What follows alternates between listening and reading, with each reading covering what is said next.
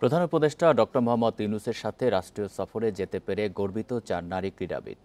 শুক্রবার দেশে ফিরে জানিয়েছেন নিজেদের অভিজ্ঞতার কথা। কাতার ফাউন্ডেশনের নির্বাহীর সাথে দেখা করে চেয়েছেন ডরমেটরি, জিমনেসিয়াম ও ফুটবল মাঠ, পেয়েছেন আশ্বাস। বান্ডেল থাকলে প্রতি সেনমানিতে টাকা বাঁচবে। বিকাশ সেনমানি বান্ডেল কিনে জিতুন প্রতি লেনদেনে। শুক্রবার ভোরে কাতার থেকে ফিরেছেন, বিকালেই ফরেন সার্ভিস একাডেমিতে এসেছেন 4 নারী ক্রীড়াবিদ। দেশের ইতিহাসে প্রথমবার উপদেষ্টার সাথে গিয়েছিলেন রাষ্ট্রীয় সফরে। গণমাধ্যমে জানিয়েছেন নিজেদের অভিজ্ঞতা।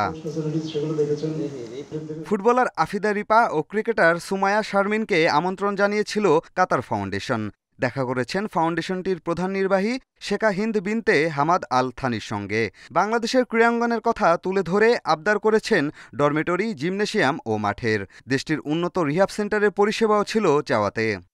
অন্যান্য গেমগুলো তেমন আরো ফ্যাসিলিটিস পাই না, আমরা তো তাও কম বেশি পাইতেছি।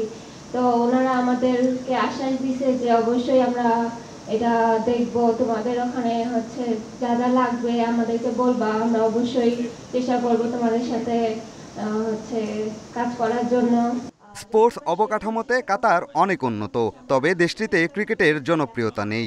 এই জায়গায় কাতারের পাশে থাকার আশ্বাস দিয়েছে বাংলাদেশ। বিশেষ করে আমাদের মেন নিড ছিল যে ওই দেশের ক্রিকেটটা কোনোভাবে সচল করা যায় কিনা, আমরা ওইটা নিয়ে কথা বলছিলাম ওনার সাথে। ওখানে যে রিহ্যাব সেন্টারটা আছে, মানে ইনজুরি রিহ্যাব সেন্টারটা, ওটা বিশ্বমানের, আমাদের জন্য ভালো ফ্যাসিলিটি দেওয়ার চেষ্টা করবে।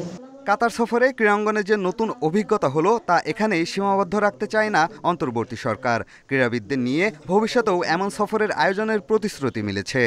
এটা ধারাবাহিকতায় আরও অনেক দেশ আছে বা আরও অনেক প্রতিষ্ঠান আছে যাদের সাথে পরবর্তীতে মাননীয় প্রধান উপদেষ্টা বিভিন্ন সময় আলোচনা করবেন বা ওনার সাথে কথা হবে, তখন ক্রীড়াক্ষেত্রে সহযোগিতার বিষয়টা উনি ভুলে যাবেন না বা এটাকে উপেক্ষা করবেন না। 2022 সালে ফুটবল বিশ্বকাপের আয়োজক ছিল কাতার। মেসি, রোনালদো, নেইমাররা খেলেছেন এমন স্টেডিয়াম ঘুরতে পেরে রোমাঞ্চিত 4 নারী ক্রীড়াবিদ। কাতারের উন্নত একাডেমি বাংলাদেশে না থাকার আক্ষেপ তাদের। পিয়াস সাহা, ইন্ডিপেন্ডেন্ট নিউজ, ঢাকা।